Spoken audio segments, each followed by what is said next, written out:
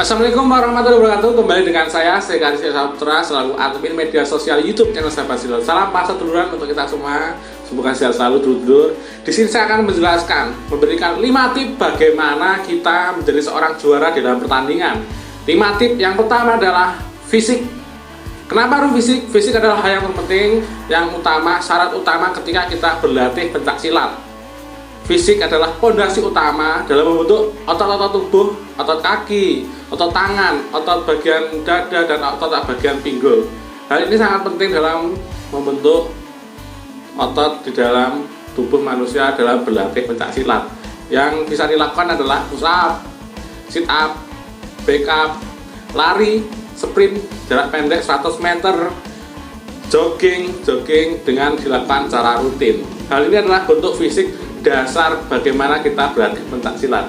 Setelah fisik selesai, kita lakukan secara rutin, secara berkelanjutan, maka akan diiringi dengan yang poin yang kedua, yaitu teknik. Teknik bisa belajar mengenai bagaimana tendangan dasar pencak silat, seperti halnya tendangan A, tendangan C, tendangan T, atau istilahnya adalah tendangan C itu adalah tendangan sabit. Itu kita pelajari, adalah teknik dasar bagaimana kita berlatih pencak silat. Yang kedua, setelah teknik dasar tendangan, maka kita lakukan belajar bagaimana mengenai sikap pasang.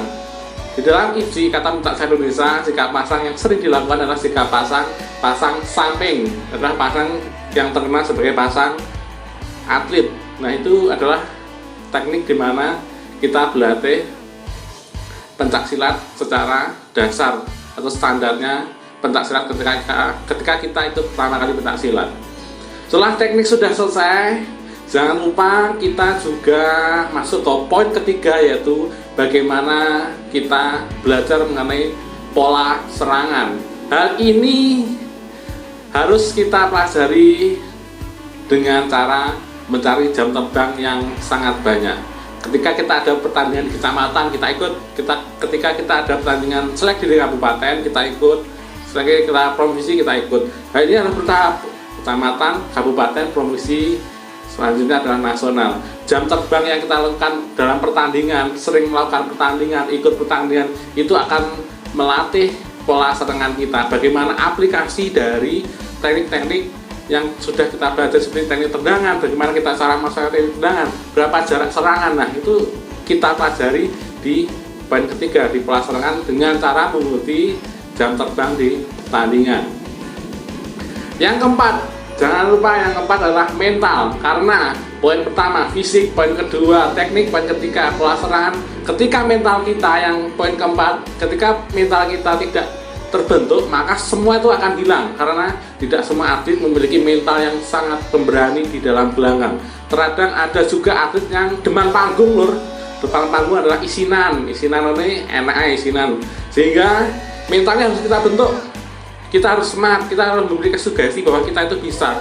Karena usaha itu tidak akan mengkhianati hasil lur. Ketika fisik sudah dilakukan, kita latihan teknik sudah dilakukan, ketika pola serangan mengikuti pertandingan sudah sering kita lakukan, maka mental kita akan terbentuk di situ. Rasa percaya diri kita akan terbentuk ketika kita sering melakukan atau mengikuti pertandingan-pertandingan yang diadakan di tingkat kecamatan, kabupaten, bahkan tingkat provinsi maupun nasional. Maka mental harus kita bentuk sejak dini, mental juara kita bentuk. Walaupun nantinya ketika kita kalah, jangan patah semangat. Kita pasti akan menang, kita pasti akan ada waktunya untuk menang. Ketika kita mau berusaha, berlatih keras, ketika kita kalah, mikirnya gini lho, berarti latihan musik kurang, berarti aku latihan nih, gua ada pertandingan aku melok sampai aku menang.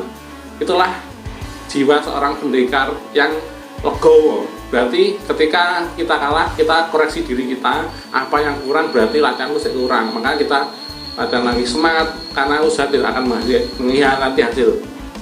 Yang kelima lur, poin yang kelima jangan lupa, antara poin pertama, yang pertama fisik, yang kedua teknik, yang ketiga pola serangan, yang keempat mengenai mental. Tanpa adanya poin kelima, kita tidak bisa menjadi seorang juara.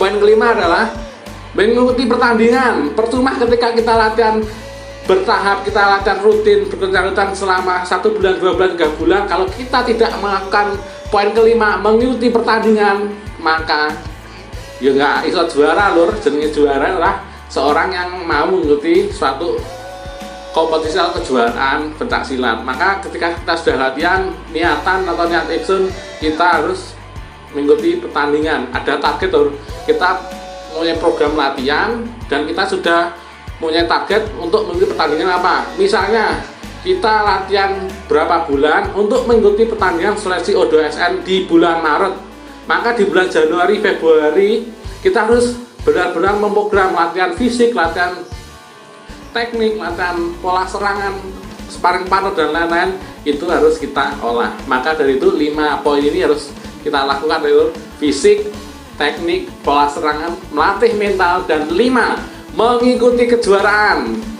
Ketika yakin lur, ketika kita nanti mau melakukan semua prosedur yang sudah kita lakukan, semua program dan sarannya semua dilakukan secara rutin, yakinlah kalian pasti menjadi seorang juara.